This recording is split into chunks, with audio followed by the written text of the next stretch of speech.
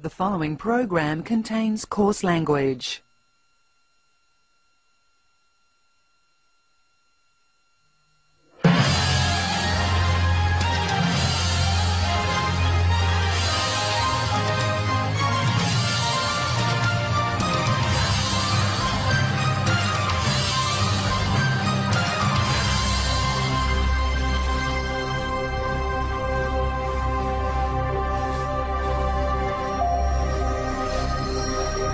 Many religions claim to hold the key to man's salvation. Scientology is no exception. The most fundamental explanation as regards Scientology's basic beliefs is that man is basically good, and that the individual is a spiritual being, that you've lived before and you'll live again, and that your capabilities are infinite, if not yet fully realized. We have the ability to actually help make a difference in the situation in Haiti, and I just can't, see not using this plane to help. But behind the church's high celebrity profile and pious exterior lies a leadership at war with its real and perceived enemies. They include a growing band of former Scientologists and any media like Four Corners that dares to report their grievances.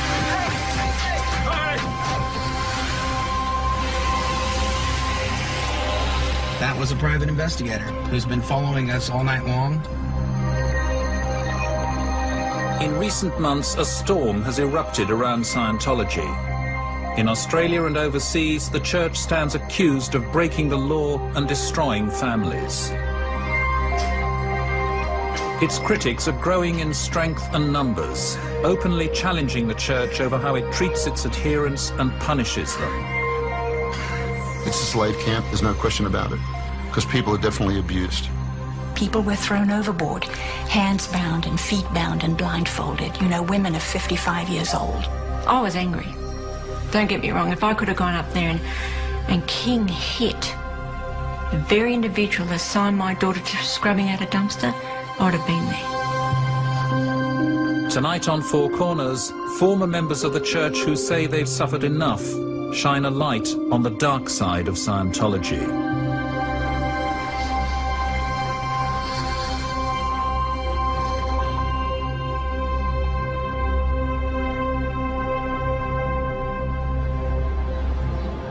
In 1968, a British camera crew caught up with an eccentric middle-aged captain on his boat, the Royal Scotsman. The American was L. Ron Hubbard, and he'd made a name for himself as the founder of Scientology. The subjective name means skio, which means knowing how to know in the fullest sense of the word, ology, which is study of. So it is actually study of knowingness. That is what the word itself means. When this interview was filmed, Hubbard was in trouble with authorities around the world. In the United States, the tax authorities were after him, and his followers stood accused of practicing mind control techniques. Do you ever think that you might be quite mad? Oh, yes. The one man in the world who never believes he's mad is a madman. These are no ordinary seamen. Their allegiance and devotion to the mysterious man is total. To them, he is my Commodore.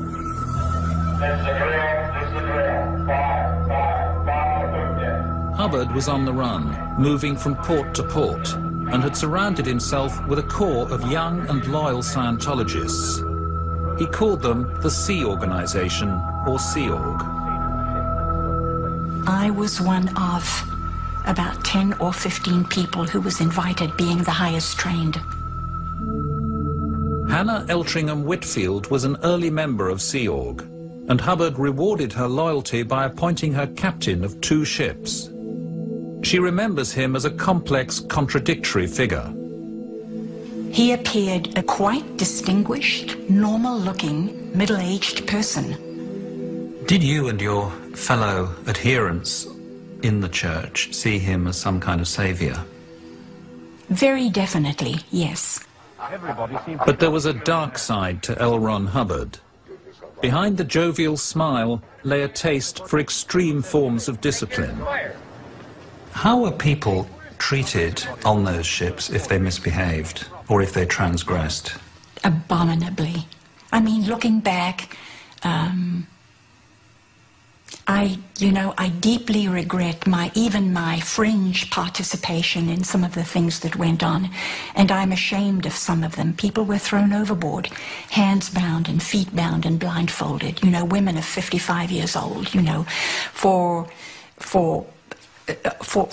running a process incorrectly, a counseling technique incorrectly in an auditing session.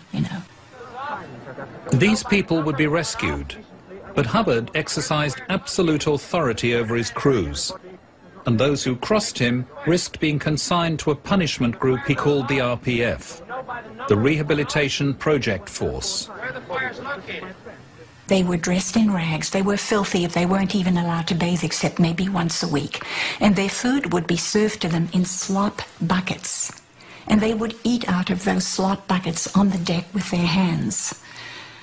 And, looking back at something like that, there's no way anyone can justify not saying something, not doing something, yet not one of us spoke out, not one of us did anything.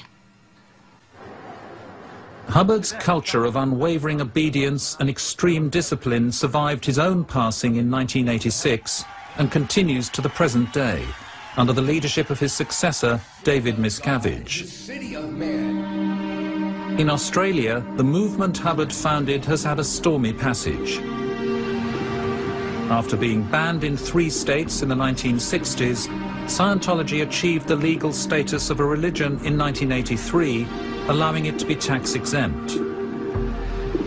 Now, there are calls for its status to be reviewed. There definitely needs to be an inquiry into the church's status, because it's not really a church. It may have a philosophy that's religious, but it's strictly business. Joe Reish is a former rugby league star who played for Eastern Suburbs and Canterbury Bankstown back in the 1970s. He was recruited to Scientology in Sydney at the age of 19. Later, he moved to America, and tonight he's speaking out for the first time. Initially, I wasn't attracted to it, but I was curious about knowing how someone could be better. And I'm always about improvement. And if that was a way to improve me to be a better athlete or a better football player or a better person, I was interested. As a well-known football player, Joe Reish was treated like a star by the church. And he wasn't just successful on the field, he was a fast learner of L. Ron Hubbard's teaching. I did the highest level by the age of 23. The painful experiences hidden in your reactive mind are the cause of your fears.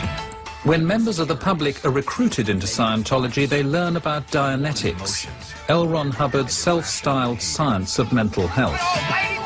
What would life be like if all of the pain you've experienced no longer affected your abilities, emotions, and behavior? You would be yourself, free to enjoy life and reach your full potential. In short, your mind would be clear. That is the goal of Dianetics. But learning Dianetics costs money. Joe Reish calls it the bait and switch. What they don't tell you is that if you want to go clear, which is what Dianetics sells, that's a $35,000 to $75,000 project. You don't know that. So there's your first bait and switch. You buy a $3 book, and it's going to cost you 50 to 75 grand. Some Scientologists pay even larger sums to move from Dianetics onto Scientology's more advanced spiritual pathway, the Bridge to Total Freedom. The Bridge contains a series of levels designed to increase your spiritual powers. Once you go clear, they say, well, forget about that. You need to go spiritually free. Well, hang on, I just got in to get rid of the mind. Now you tell me I got to go spiritually free? And there's another switch. But they don't tell you that's going to cost you as well. And there's this whole route all the way through the top. Oh, that'll run you 150 to 250 grand. How much did you spend in all? Well, prior to the marriage and with the marriage, I would say a total between my wife and I at the time, maybe $400,000 to $500,000. I'll just stack these in here. Okay, will you shift over? I'll start stacking. One Australian family who fell foul of the hard sell were the Andersons from Canberra. Now they've left the church, this is their third trip to the rubbish tip to offload their stock of Scientology materials. Many thousands of dollars, eh? I have the tips open today. As public Scientologists trying to master the teachings of L. Ron Hubbard, they found themselves deluged with phone calls asking them to buy more and more of his books. Well, they might. It'll be too late. We were receiving up to 250 phone calls a fortnight to buy books. If not to buy books, to donate books. If not to donate books, it's to buy a second set, you know? It is an enormous commercial enterprise, isn't it? No, it's a religion. It's a large international religion that you know, is exactly that, a religion. But it makes an awful lot of money. Well, the church is definitely the beneficiary of its parishioners and people who feel strongly about their religion and choose to give back to it and give to the planet as a result. What many parishioners never discover, unless they pay to work their way up the bridge, is that L. Ron Hubbard, a prolific author of science fiction, wrote a secret scripture in 1967. In it, he describes how an evil intergalactic warlord called Xenu visited Earth millions of years ago, and the spirits or body thetans of people he killed are the cause of many of mankind's spiritual ills. I was one of the first people who was introduced to and read the materials and was expected to start exorcising these body thetans, the body spirits, from my body. I couldn't believe the material, yet I knew I had to for my own survival and for my own eternal salvation. By 1985, Scientology's elite unit, the Sea Org, was back on dry land, and Joe Reish joined up in Florida to work for the church full-time. There, he married a fellow Scientologist. How much were you paid? At the time, I was paid $20 a week. Bit of a come down from your football days. Exactly. I mean, the hourly rate was into the maybe 12 to 15 cents an hour, but you know, at that time we didn't consider it because we were getting fed. We had some birthing, despite the fact that it wasn't the greatest. We felt that we were at least contributing to something. Everyone who joins the Sea Org signs a contract for 1 billion years, making a commitment to return and serve the church for endless lifetimes to come. Joe Reish was the go-to man when wealthy donors who were disillusioned with Scientology wanted their money back. I was their #1 boy in Florida for doing all of these, let's call it resolutions and solving those problems. In 1986, Joe Reish and his wife took steps to leave the Sea Org. Later, they divorced, but they and their children remained Scientologists.